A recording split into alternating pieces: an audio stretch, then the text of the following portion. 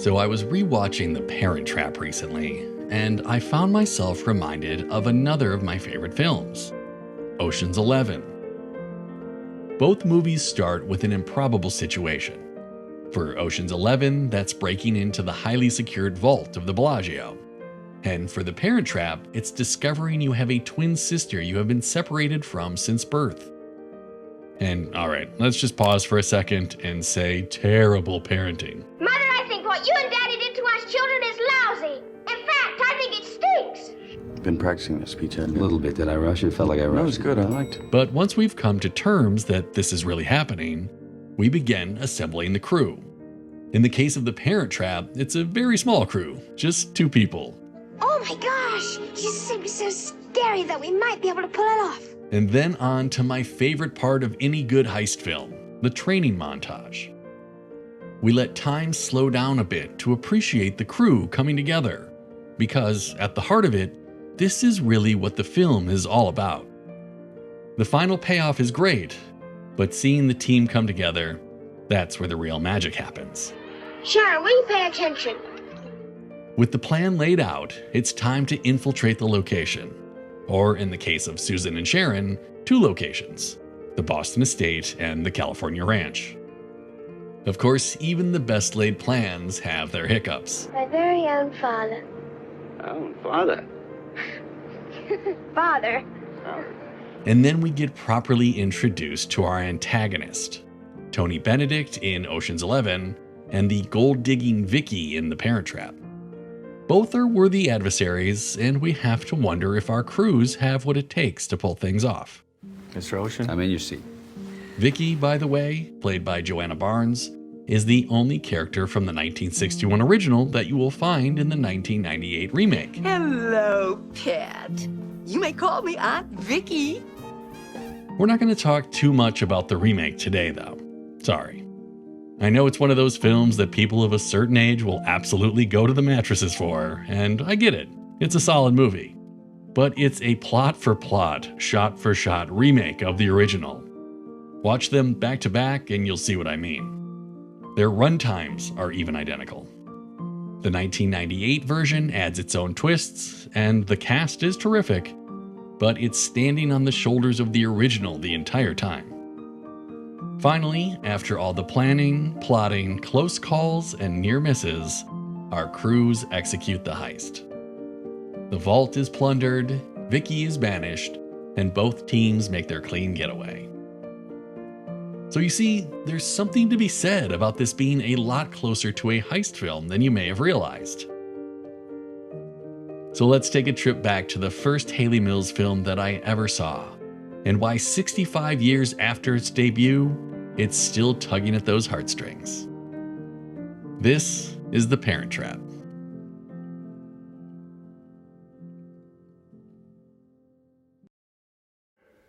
Well, did the trap work? Go on. How does it turn out? Sounds like a great Disney picture with a lot of zing and a lot of fun. Mr. Disney. And I always heard he was a modest man. Tommy, my father used to tell me, never be too proud to toot your own horn if you've done something worthwhile. You can depend on the others to make the noise if you've done something wrong. Well, I'll buy that. But you know what I like especially about The Parent Trap? What? Well, it's the kind of film you can take your parents to and not feel embarrassed. And not even have to explain things. Well, maybe... Annette, Tommy, you ready? Oh, come on. Excuse us. Thanks, kids. Lead 'em back to love with a velvet glove. 'Cause they're much too old for the strap. Straighten out their mess with togetherness. Togetherness. The Parent Trap. The best I can estimate, I first saw The Parent Trap sometime in the mid-1980s. I recall thinking it was a movie for girls, and then watching the entire thing start to finish. Despite the effects being almost 30 years old at that point, I was absolutely convinced that those 2 girls were actual twins. And before you say, well, you were probably just a really gullible kid. Yes, of course I was. But I would have also seen The Last Starfighter around the same time, and I will love that movie forever. But there is a scene in that film where actor Lance Guest plays opposite himself using the same technique as the Parent Trap, and I was wholeheartedly unconvinced. I don't know if it's the sight lines or the dark space down the middle, but this shot just doesn't work. I would have the same reaction a few years later when Back to the Future 3 came out. Even though you have two very different Michael J. Fox characters here, at no point does it feel like these two men are sharing a scene. But by golly, it works every time in the Parent Trap. It's really quite impressive. No. Can't, shan't, aren't. Can't, shan't, aren't. Thanks in part to a new technique called sodium vapor processing, special effects like this became easier to hide. Disney would first use this effect on the absent-minded professor, and then extensively through the 1960s and 1970s. The original plan for the Parent Trap had been to use the doubling effect in a very limited capacity. But when Walt saw how well the effect was being pulled off, they would retool the script to add more of these shots, taking full advantage of having two Hayley Mills on the screen at the same time. It was the only film from the 1962 Academy Awards to be nominated for Best Film Editing that wasn't also nominated for Best Motion Picture. West Side Story would win both of those. The Parent Trap was also nominated for Best Sound, but West Side Story would take that one home as well. It was Disney story editor Bill Dover who first introduced the idea to Walt. Dover had read the 1949 German children's novel Das Doppelte Lädchen by author Eric Kastner and saw the potential for a feature film.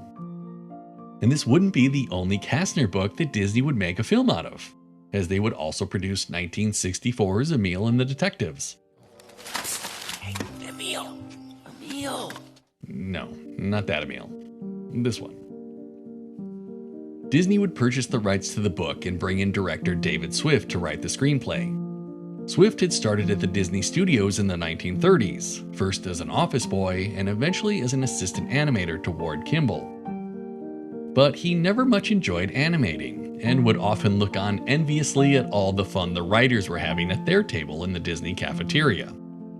So Swift would leave Disney in the 1940s and began writing for a series of different television shows, most notably Mr. Peepers. He's a nine-handed Camarillo. Nine-banded armadillo.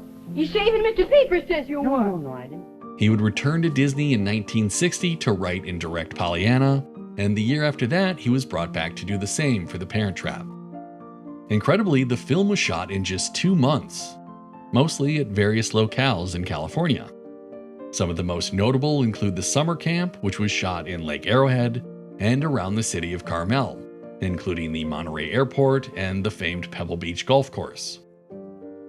Hayley's father, John Mills, was set to make a cameo as Brian Keith's golf caddy, but David Swift wound up cutting that part from the film. You can still see Mills here, though, in the distance. In a fun twist, 5 years after The Parent Trap, Brian Keith and Maureen O'Hara would star together again in The Rare Breed, only this time with Hayley's older sister, Juliette Mills. Oh, Jamie, you're breaking my ribs. And just in case you had any doubts, this is indeed Hayley galloping down the beach at Carmel.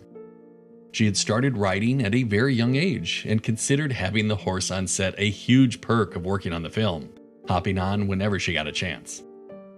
Additional filming took place at Disney's Golden Oak Ranch in Santa Clarita. You can actually see the name of the ranch printed clearly on the side of the pickup truck as the gang heads off to go camping. The Golden Oak set included the pond that Hayley swims in and Brian Keith falls into, which Hayley said was actually quite disgusting and full of algae. Say, I think I'll go make a couple of martinis. You want one? Oh, I'd love one. 3 martinis it is. There was also filming done at the Disney Studio in Burbank, which includes most of these lackluster green screen shots that even director David Swift looks back on with regret. He claimed that at the time he was just too novice of a director to know any better and should have insisted on having these shots done on location, even the ones in Boston. Instead, poor Maureen O'Hara had to walk next to Hayley Mills on a giant treadmill while serenading us with the film's love song.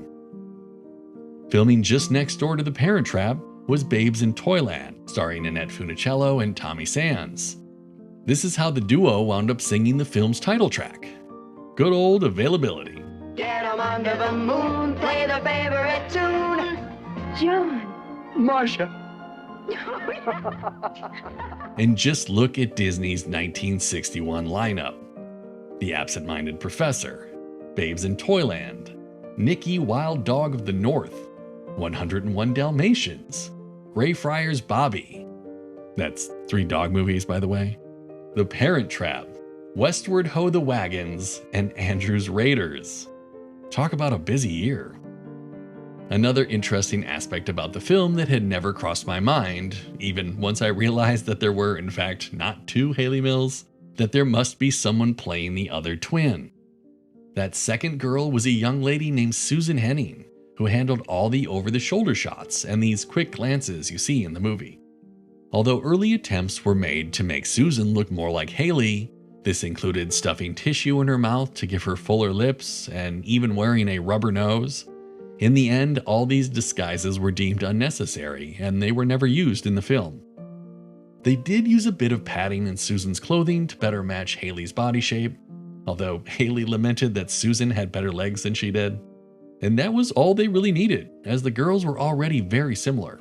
Hayley's mom even mistakenly took Susan with her when she began leaving the studio on one occasion, which both girls found immensely amusing. Per her contract, Susan's name was not allowed to be associated with the film, but when the production was completed, Walt presented her with one of the rarest of Disney achievements. And it's called a Duckster. And there's only 3 in the world. To Susan Henning, the best unseen performance by an actress. So I was recognized by a very important person, and I'll hold that very special in my heart forever. One of my favorite parts about watching the film now is really paying attention to Susan's performance, enjoying these moments when she's fully on screen. Of course, the rest of the cast is simply fantastic.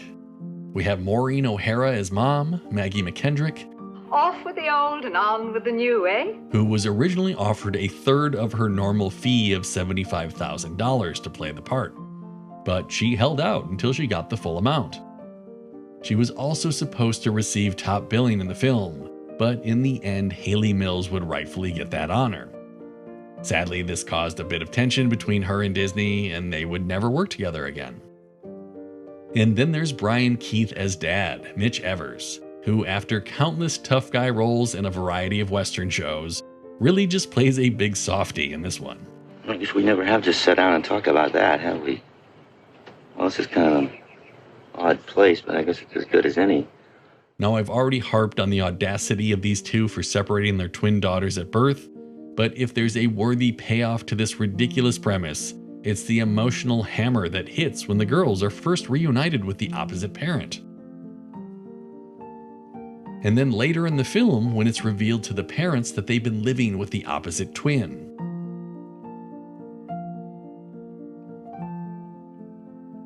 By the end, as unlikely of an outcome as it may be, I can't help but grin like an idiot through the entire wedding scene. It's sappy Disney fluff through and through, and I love it. Surprisingly, The Parent Trap would only receive a single album release from Disney, and even that recording needed to be rounded out with a few songs from other Disney films. It was still nominated for a Grammy Award, though, under the Best Soundtrack Album category. But, and stop me if you've heard this before, would lose out to West Side Story. Despite Hayley Mills' admonition that she was no singer, Let's Get Together was such a big hit, reaching number 8 on the US charts, that she would receive her own solo album the following year.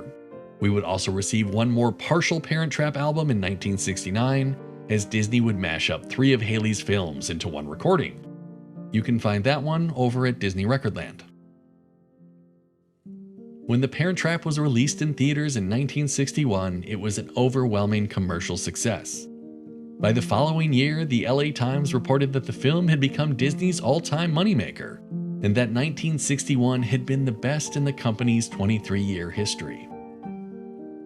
The film continues to score well to this day, and for those who say the 1998 remake is better, I don't know. But while the remake has since been released in 4K, we're still waiting for Disney to do the same for the original. which is a shame. We really need a 4K restoration of this film. You may be surprised to learn that the movie would spawn 3 different sequels in the late 80s: The Parent Trap 2, Parent Trap 3, and Parent Trap Hawaiian Honeymoon. And while all of these were made for TV movies, they would all star Hayley Mills, bringing her Disney film count up to 9. At some point, I'm going to have to sit down and watch these, as I'm pretty sure I haven't seen any of them. The movies that I think I'll be remembered for are the first 2, Pollyanna. Hello. And probably particularly the Parent Trap. If we switched, sooner or later they'd have to unswitch us. I'm personally very happy that they happened. It was a wonderful time in my life. A wonderful way to start a career. You know, it was a great beginning and a great launching pad. I didn't know what to say. I know. I didn't either. Golly. Sisters. So until next time, my name is Jay. Thanks for watching.